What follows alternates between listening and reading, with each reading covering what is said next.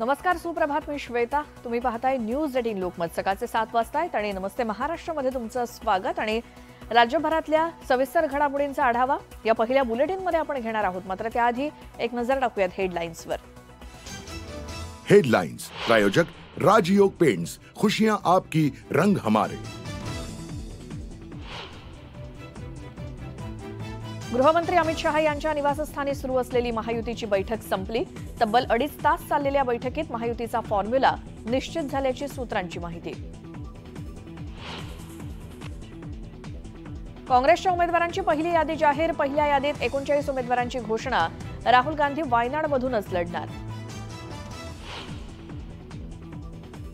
भाजपप्रमाणेच काँग्रेसच्याही पहिल्या यादीत महाराष्ट्रातील एकाही उमेदवाराचं नाव नाही. महाविकास आघाडीचं जागावाटप रखडल्यामुळे उमेदवारी जाहीर करण्यात उशीर. नाशिकमध्ये मनसेचा राज्यस्तरीय वर्धापन दिन मेळावा. राज ठाकरे साधणार कार्यकर्ते आणि पदाधिकाऱ्यांशी संवाद.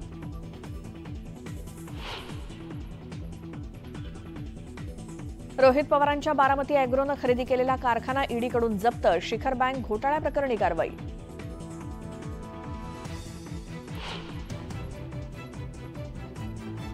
राजर्षी शाहू महाराज आणि डॉक्टर बाबासाहेब आंबेडकर यांच्या संयुक्त स्मारकासाठी राज्य सरकार 199 कोटींचा निधी देणार. मुख्यमंत्री शिंदेंची कोल्हापुरात ग्वाही. कोकण मार्गावर विशेष गाड्या. होळीसाठी जाणाऱ्यांना खास सोय. रेल्वे गाड्यांचं आरक्षण सुरू.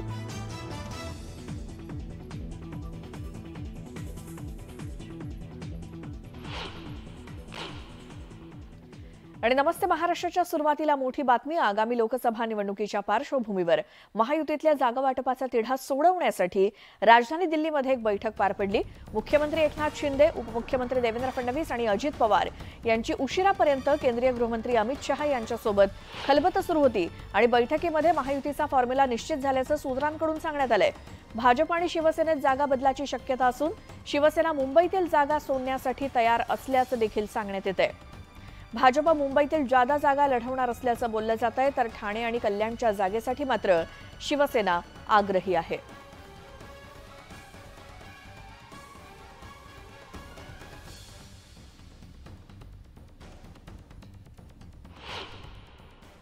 केंद्रीय गृहमंत्री अमित शहा यांच्या निवासस्थानी सुरू असलेली महायुतीची बैठक संपलेली आहे आणि आता मुख्यमंत्र्यांचा कॉन्वॉय आपल्याला जाताना पाहायला मिळतं. या गाडीमध्ये समोरच्या गाडीत मुख्यमंत्री आहेत. मुख्यमंत्री निघालेले आहेत आणि सोबतच या बैठकीमध्ये अजित पवार होते, त्यानंतर देवेंद्र फडणवीस होते. हे सर्व नेते आता थोड्याच वेळात बाहेर पडलेले आहे आणि महत्त्वाचं म्हणजे थेट मुख्यमंत्री जे आहे ते त्यांचा कॉन्वॉय फास्टमध्ये निघून गेलेला आहे आणि सोबतच ज्यातून पाहायला मिळते की वेगाने कॉन्वॉय निघून गेलेला आहे. मुख्यमंत्री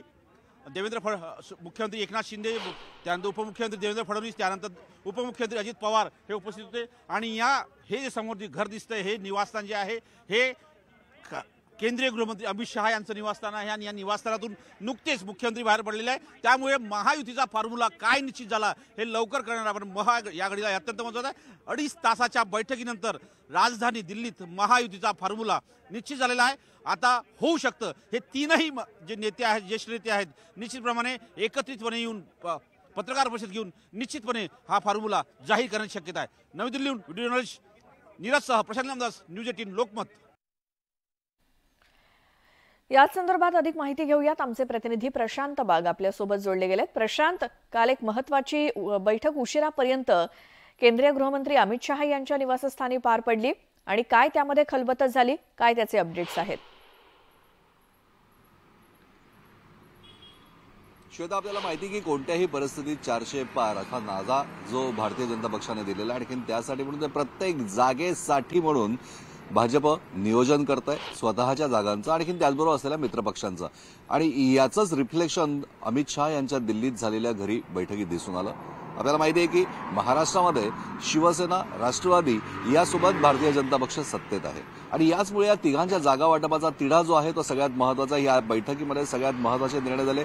आपल्याला माहिती आहे की राष्ट्रवादी काँग्रेस पक्ष म्हणजे की काही ठिकाणी शिवसेनेला उमेदवार बदलण्याच्या सूचना सुद्धा या बैठकीत अमित शहा यांनी केल्या आहेत असेही आपल्याला समजत आहेत. एकनाथ शिंदे आणखी अजित पवार रात्री उशिरा म्हणजे की जवळपास पहाटे 1:30 वाजता हे दिल्लीहून मुंबईला एकाच विमानाने आले, तर देवेंद्र फडणवीस आणि चंद्रशेखर बावनकुळे भारतीय जनता पक्षाचे प्रदेशाध्यक्ष ते नागपूरला रवाना झाले साधारणतः 2 वाजेच्या आसपास, पहाटे 2च्या आसपास.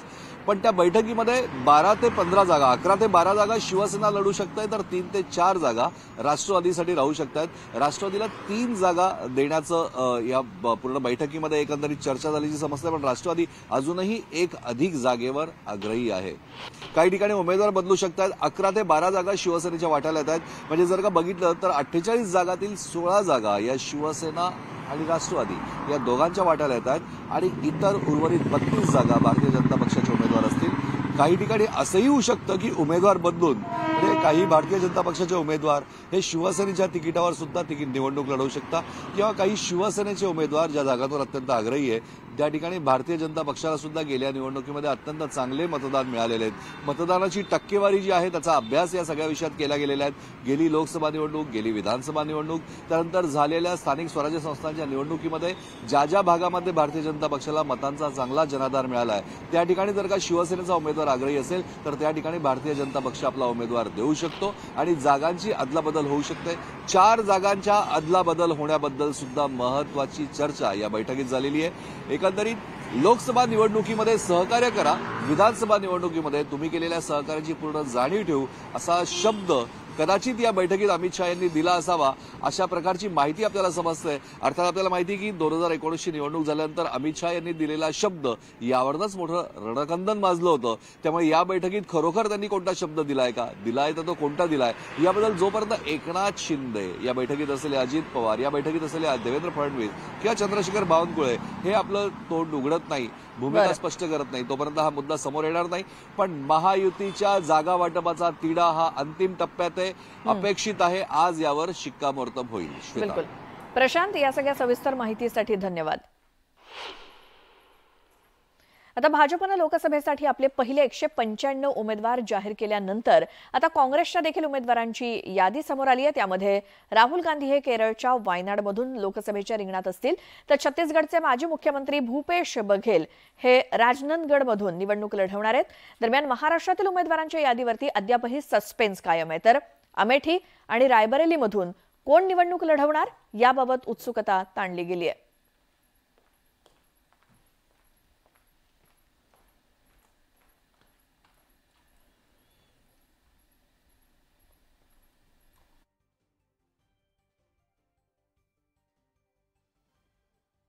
पंद्रह जनरल हैं और 24 इसके अंदर SC, ST, OBC और माइनॉरिटीज हैं.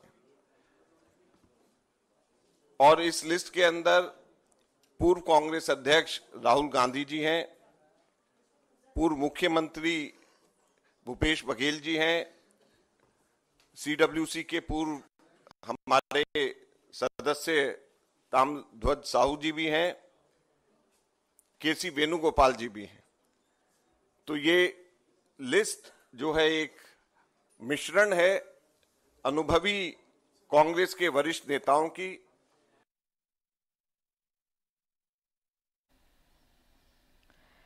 आणि आता पुढची बातमी आहे. राज ठाकरेंच्या महाराष्ट्र नवनिर्माण सेना पक्षाचा आज वर्धापन दिन आहे. महाराष्ट्रातल्या मराठी माणसाच्या हक्कासाठी लढण्याचं जाहीर करत राज ठाकरेंनी 9 मार्च 2006 रोजी महाराष्ट्र नवनिर्माण सेनेची स्थापना केली आणि मनसेत गेल्या 18 वर्षात अनेक बदल झाले. 2008 आणि 2009 या 2 वर्षांमध्ये राज ठाकरे यांचा वरचष्मा राहिला. तर 2009ला लोकसभेत मनसेला यश मिळालं नाही, पण 2009 सालच्या विधानसभा निवडणुकीत मनसे स्वबळावरती उतरली आणि राज ठाकरेंनी केलेल्या करिश्म्यामुळे मनसेचे तब्बल 13 आमदार निवडून आले. मनसेच्या भूमिकेमध्ये सातत्य नाही असा आरोप होतो. प्रत्येक निवडणुकीमध्ये बदलणारी भूमिका, निवडणूक लढणार की नाही याबद्दलची साशंकता, यामुळे अनेकदा पक्षाच्या भूमिकेबाबत अनिश्चितता निर्माण झाली. मनसेची सुरुवात दणक्यात झाली, पण सातत्य राहिलं नसल्याचं गेल्या 18 वर्षात दिसून आले आणि त्यामुळे आता या लोकसभा निवडणुकीला राज ठाकरे काय भूमिका घेतात याकडे सर्वांचं लक्ष लागलंय.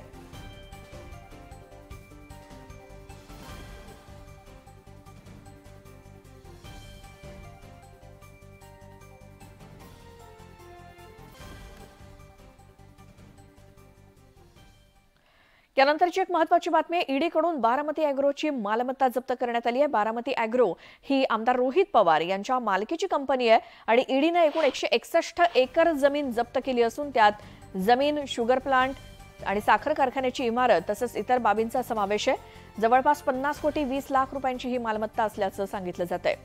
कन्नड सहकारी साखर कारखाना 50 कोटी रुपयांमध्ये रोहित पवारांच्या बारामती अॅग्रो लिमिटेडनं खरेदी केला होता आणि या प्रक्रियेमध्ये घोटाळा झाल्याचा आरोप करण्यात आला। याच प्रकरणी ईडीनं चौकशी केली असता यात कंपन्यांचे एकमेकातले व्यवहार हे संशयास्पद असल्याचा आरोप ईडीकडून करण्यात आला आणि रोहित पवारांनी याविषयी ट्विटरवरून प्रतिक्रिया देत ही कारवाई पूर्णपणे बेकायदेशीर असून आम्ही लढू आणि जिंकू असं ट्विट करत भाजपला सवाल विचारले।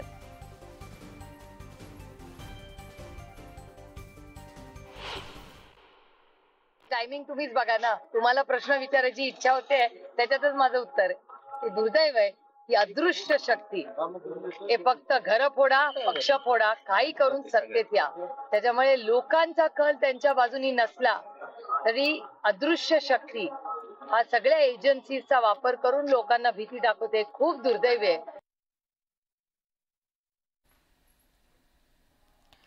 आता मुख्यमंत्र्यांचं एक वक्तव्य पाहूयात। घरी बसून काम होत नाही, फेस टू फेस काम केलं पाहिजे। कोरोनामध्ये ठीक होतं, फेसबुक लाईव्ह वरती सगळं सुरू होतं, पण लोकांमध्ये मिसळून कामं केली पाहिजेत असा टोला मुख्यमंत्री एकनाथ शिंदे यांनी उद्धव ठाकरेंना लगावला। ते सांगलीत शासन आपल्या दारी कार्यक्रमात बोलत होते। विरोधकांची पायाखालची वाळू सरकली असून काही लोकांचे सारखे रडगाणे सुरू असल्याचं ते म्हणाले। तसंच शेतकऱ्यांच्या मुलानं मुख्यमंत्री का होऊ नये की सोन्याचा चमचा घेऊन आलेल्यांनीच झालं पाहिजे असा सवाल देखील मुख्यमंत्री शिंदेंनी केला। सीएम म्हणजे माझ्यासाठी कॉमन मॅन, हीच काही लोकांसाठी पोटदुखी ठरतेय आणि त्यासाठी आम्ही बाळासाहेब ठाकरे आपला दवाखाना तयार केल्याचं देखील त्यांनी म्हटलं।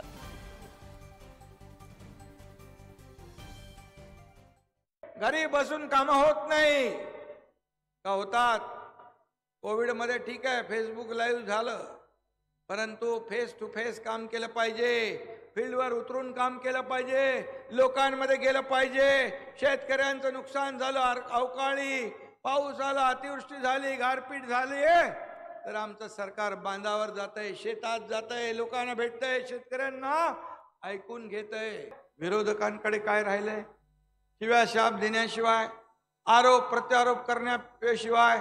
त्यांच्या पायाखालची वाळू सरकली आहे, आरोप प्रत्यारोप करत बसतात, पण आम्ही हा एकनाथ शिंदे त्यांच्या आरोपाला आरोपाने उत्तर नाही तर अशा कामातून उत्तर आम्ही त्यांना देणार आणि त्यांना त्यांची जागा तुम्ही दाखवणार। चोरलं ते चोरलं रोज चालू आहे।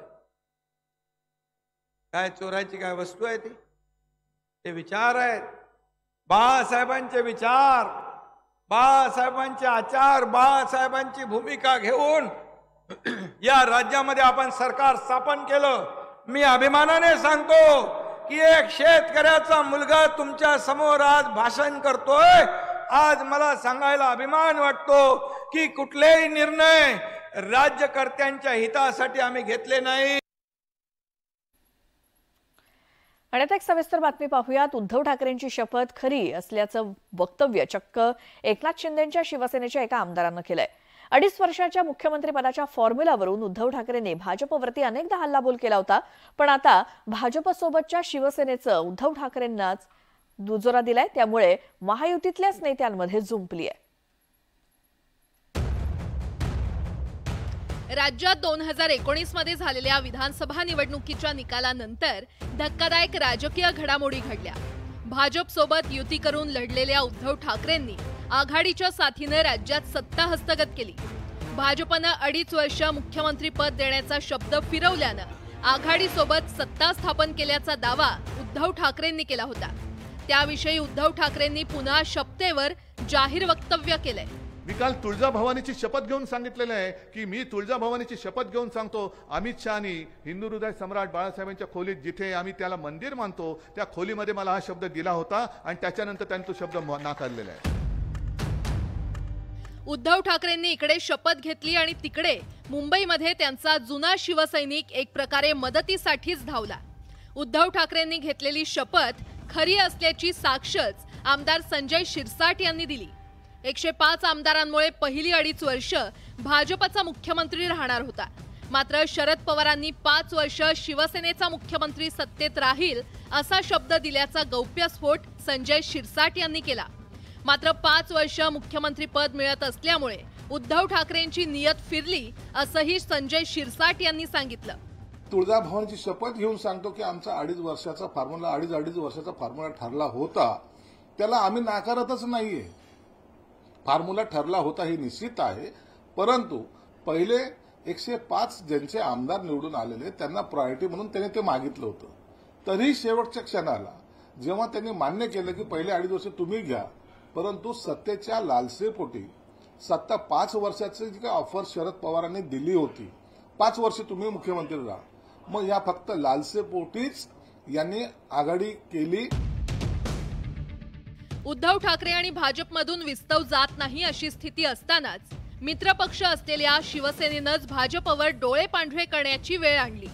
संजय शिरसाट यांनी केलेली वक्तव्य आणि दावे सुधीर मुनगंटीवार यांनी फेटाळून लावलेत। जाहीरपणे हजारो लाखोच्या सभेत अमित भाई, लाखोच्या सभेत नरेंद्र भाई जेव्हा देवेंद्रजीला मुख्यमंत्री म्हणून म्हणत होते, मग तेव्हा तुम्ही सभेत उभं राहून काय नाही म्हणालात की अपघात ठरलाय? जाहीरपणे तुम्ही तुमच्या भाषणातही कधी उल्लेख केला नाही। आपण वाट पाहत होता की उद्या जर भारतीय जनता पार्टीचं स्पष्ट बहुमत नसेल तेव्हा धोका देण्यासाठी अशा वाक्याची पेरणी करायची आणि तसेच वाक्याची पेरणी तुम्ही केली। राज्याच्या राजकारणात मागील 4.5 वर्षांपासून मुख्यमंत्री पदावरून नेमकं काय ठरलं होतं असा प्रश्न विचारला जातोय। शिवसेना, ठाकरे गट आणि भाजप त्यांच्या वक्तव्यावर ठाम असल्यानं काहीच निष्कर्ष निघत नाही। मात्र पहिल्यांदाच शिवसेनेचे आमदार संजय शिरसाट यांनी उद्धव ठाकरेंच्या शपथेला दुजोरा दिल्यानं राजकीय चर्चांना उधाण आलंय। Bureau report, news 18 Lokmat. केंद्र सरकारनं शेतकऱ्यांना एक मोठी खुशखबर दिली आहे। सरकारनं मका आणि डाळीवरती पुढचे 5 वर्ष किमान आधारभूत किमतीवरती खरेदीची गॅरंटी दिली आहे। डाळ, कापूस, मका यासारख्या कमी पाण्याचा वापर होत असलेल्या पिकांची खरेदी सरकार करणार आहे। त्यामुळे कमी पाण्यावरती लागवड होणारी पिकं लावण्याकडे शेतकऱ्यांचा कल वाढेल अशी सरकारला अपेक्षा आहे। सरकारच्या पोर्टलवरती रजिस्टर करणारे शेतकरी एनसीसीएफ आणि नाफेडला आपलं धान्य विकू शकतो। शेतकरी किमान आधारभूत किमतीच्या मुद्द्यावरती आंदोलन करतायत आणि या शेतकऱ्यांना दिलासा देणारा हा निर्णय सरकारनं घेतलाय।